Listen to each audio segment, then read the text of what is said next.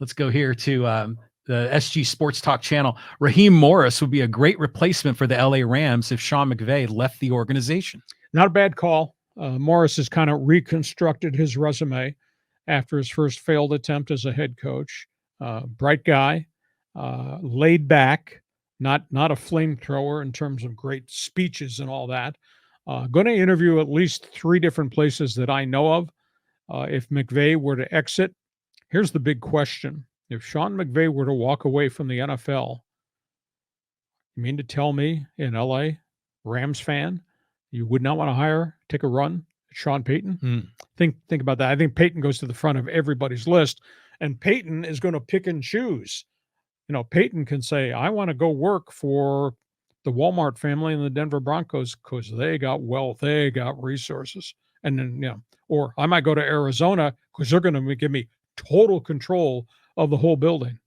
But I'll tell you what, LA's got players. LA's got big time ownership commitments. So I don't think it can rule Sean Payton out of Los Angeles. I mean, as long as McVay is dragging his feet, that kind of creates a difficult thing for the Rams if they would like to see Payton as the replacement.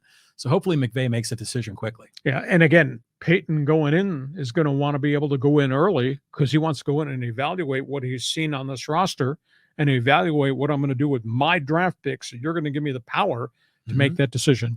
Next question, where are we going? Okay, so this is a Padre question from Steve Grunwald. Hello, the Padres have a collection hoping to fill the back end of the rotation. However, they never mention Michel Baez. Well, what is the expectation for him? Do you guys view him as a sleeper? Thanks. Well, he's still got options left, and because he has options left, that means he's probably more an El Paso guy to start until somebody gets hurt. They've had a whole cadre of young arms, all who had options, and a whole bunch of them got hurt, and it's a big issue. I think Baez is right there as maybe first guy to get called if he doesn't make the opening day roster. I think the other name that we have to really pay attention to is what happens with Ryan Weathers, because he really took a step back, and he had some health issues, and they had mechanical issues. And if they can get him back to where he was 2 years ago and say, wow, bright young light, here he is, he's ready to pitch. But that's all to be proven by the time they get to the Cactus thing. But Baez is in the mix. If you Google the Padres 40-man roster, they got a lot of veteran pitchers, and they got a bunch of guys at the back end. Not all can make the major league roster, but those are really good insurance policy guys. You just have to get them ready, have to keep them healthy. Yeah, it seems like Baez was one of the star signings, when they had those international drafts. He's like 6'7", a real tall guy. But I think they're slotting him more as like a middle relief guy rather than a starter. That's how it's going to probably sort out for him. Yeah, it's interesting because the Padres right now are really deep in starting pitching, and the back end of the rotation was a big issue. But they've really loaded the bullpen too, and we still have a Drew Pomeranz sighting to be made. Can he ever get healthy? He's got 1 more year to go on a contract. He's gotten an awful lot of free money for not a lot of contributions. So you got to throw Pomeranz's name into the front of that bullpen with Josh Hader. And then obviously what they got with Suarez from Japan. And they look so good. They look so deep. Is it time to say play ball? Yeah, I mean, this is going to be terrific. I mean, Yannerva, Solarte, I mean, all these old Padre teams, we've got something to be really excited about. It's going to be a great year. On we go. Got another question here in Fans Forum. Yeah, we do. This is kind of a long one here from Michael Darling. He says, there is no doubt that Bauer pitches for someone this year, a contender with the burning desire to win it all and in need of starting pitching, and he gets to choose a spot.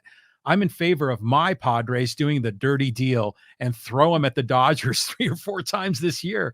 Look, there are plenty of not so good guys on rosters. This guy's dirty laundry became public. I say second chance with a 0 tolerance. Well, I concur to a degree. But if that were the case, then the Dodgers should have retained him because the Dodgers are shy of starting pitching. But this is the same Dodger team that refused to deal with Carlos Correa when he was a free agent because of the sign-stealing scandal. So at least they're consistent with their philosophy of who they want wearing the Dodger logo. I don't know that Peter Seidler would go in that direction. I do believe that Houston and Texas, I've been told, are going to make a run at Trevor Bauer. I went back and I looked at some of the quotes from his initial Dodger press conference, because when he got picked up by the Dodgers, there was a trail of stuff behind him about what junk he had done on social media about lesbians and women and transgender people. Just really off the cuff, down in the gutter type comments. And he made the comment because he was asked at the opening press conference at Dodger Stadium. He was asked the comment about your past and the way you've acted in Cleveland and in Cincinnati and what he did on social media. And he said, I hope to have learned from all my mistakes, and I'm going to represent this organization. So you take that from his opening press conference in the sunshine on the podium at Dodger Stadium and fast forward it to the sexual misconduct case and rough sex and all the junk. So he never learned anything. But you are correct in your assessment. Somebody will probably give him a chance at the minimum salary. And I heard Houston and Texas at the front of the line. Yeah, I mean, I hope it's Houston and not Texas, because it'll give us another reason to hate on Houston. And, we have Bochy in Texas, and we're kind of slightly rooting for him to be successful.